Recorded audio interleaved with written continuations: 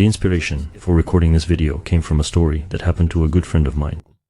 We grew up together as children, exploring the world of IT technology. We were particularly fascinated by computer games, and one of our greatest achievements back then was setting up a real local network throughout our apartment building all by ourselves. Then we used it to the fullest, playing Counter-Strike, Warcraft, and other network games together.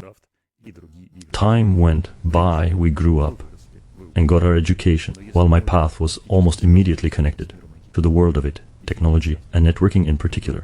My friend went in a slightly different direction. His IT knowledge was quite extensive, but his work was more focused on negotiations and solving important business problems at his company. However, as always happens, history came full circle, and my friend accidentally ended up at a small company where he became the only one who understood anything about modern IT technology. Naturally, all possible issues immediately fell on his shoulders. Wi-Fi not working, printer broken, need to set up some new equipment, need to contact the bank to find out why the payment terminal isn't working, and a million other daily issues.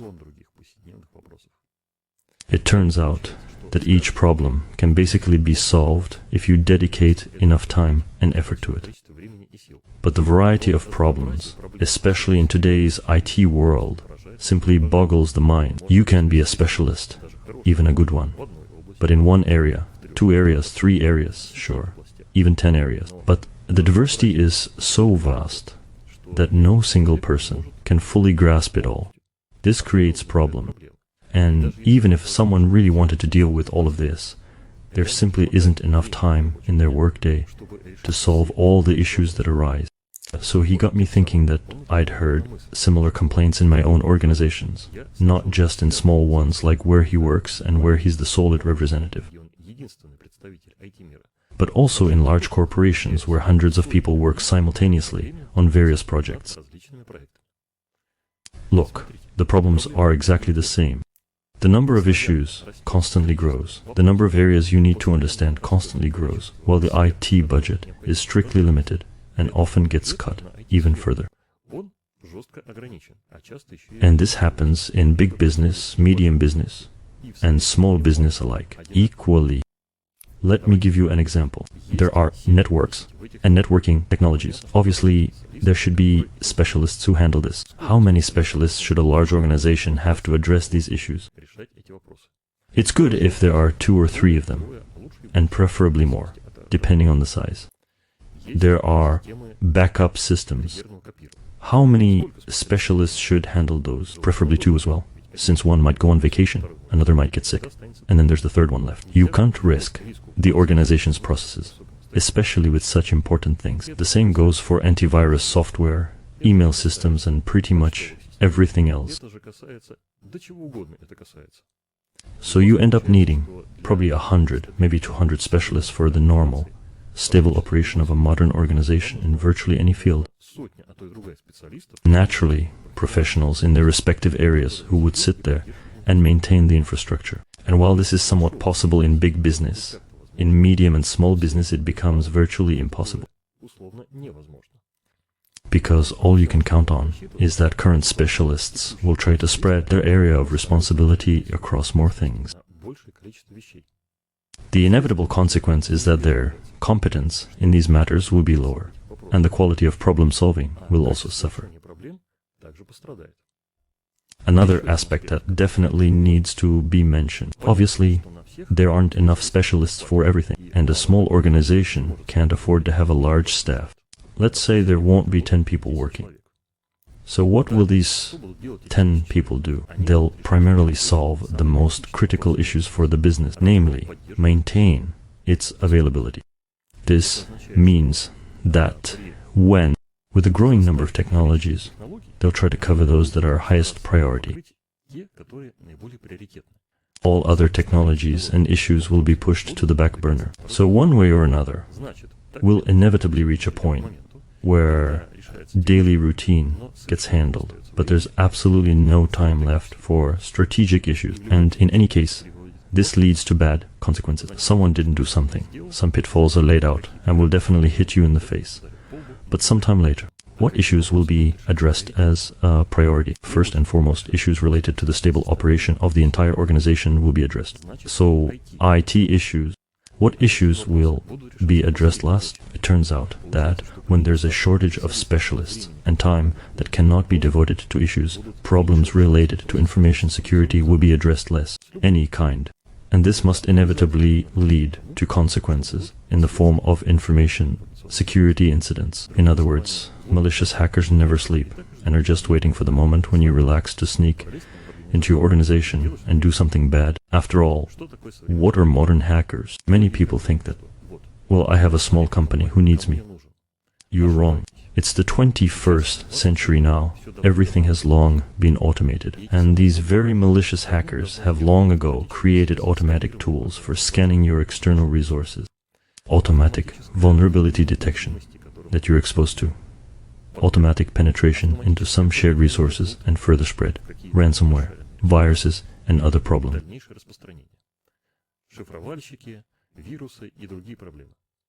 Let's say they can't get to you directly, you have nothing published externally. You have employees in any case who browse the internet and do things there. And even if you conduct briefings for them, tell them what's good and what's bad, there will still be someone who will eventually click on a suspicious link. And after that, someone will gain access to their work computer. This will definitely happen. If it happens to everyone, it will definitely happen to you too. To summarize the above, the smaller the organization, the less time and effort it can dedicate through its IT specialists to solving pressing issues. And the smaller the organization, the more it deals with current issues and the less with strategic development, and especially with issues related to IT security. It turns out that small companies are essentially doomed in modern conditions. Unfortunately, this is a fact. However, what can be done about this? Don't even think about doing nothing. On the contrary, something must definitely be done about this. We must definitely fight. What measures can be recommended? In principle, if we're talking about information security, we could probably spend another 2 to 3 hours discussing what can be done and how to implement it. This probably isn't the topic for this video. Let's start with the most important thing I could advise. The first thing I would recommend is changing the philosophical approach to this issue. If you still think that you're not interesting to everyone and no one will hack you, that's a mistake. Imagine that you will definitely be hacked and they will do some bad things inside your infrastructure, regardless of its size and quality. Think about what you will do at that moment. Think about the data that you primarily need to preserve, and in such a way that it's completely inaccessible to hackers. It's important that the most critical data for your company's operational activities must be backed up. If an incident occurs, or rather, when an incident occurs, you should always be able to get this data back relatively quickly and continue your activities based on it. This can relate to potential hacking, encryption, and anything else from an information security perspective, as well as some real incidents when something might happen to your infrastructure. Fires, earthquakes, floods, some internal local disasters. It absolutely doesn't matter what. Second, I would advise under no circumstances to publish external access to internal resources. This means access from outside the internet to internal resources using known protocols. Remote desktop access, SSH protocol, and similar technologies. Your resources should only be inside the organization. Website access stands separately. If you have it, it's advisable to use protection tools such as web application firewalls and similar solutions. However, if your organization is small, I would recommend deploying your website not on internal resources, but somewhere in the cloud, thereby delegating information security issues to the cloud provider. But what if you don't have access to what you're used to? For this, you need to use remote access and VPN technology. Connect remotely to a VPN gateway and only then gain access to internal resources. There are now a huge number of such solutions on the market. and almost every manufacturer has its own client that allows you to implement such access. This way, you only have this VPN concentrator published externally and nothing else. This is people, and working with them naturally. The word antiviruses has been said long ago and repeated many times. It should definitely be installed, preferably and necessarily, on all workstations in your infrastructure. In addition, you absolutely need regular briefings for your employees, no matter how many you have. Give examples, tell stories about how it happens, and how bad it is to open unfamiliar links from unfamiliar addresses from unfamiliar people. Even from familiar people, it can be very dangerous to open them. Communicate with people, tell them about potential problems, study them yourself, and constantly discuss this with your staff.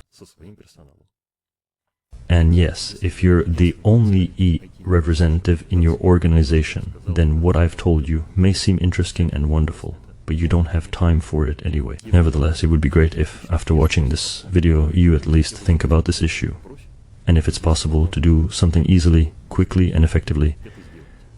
After all, if you currently have 0 information security measures and will have at least 1, that's infinitely more. Be sure to think about how you can improve information security specifically in your conditions and reduce the risks you face. There are surely measures that can be implemented quickly, simply, and even for free. But naturally, once you've started with them, then you can think about the next steps. And these steps need to be taken regularly and constantly. In this case, risks are reduced, and you're much more prepared for the challenges that the modern world throws at you.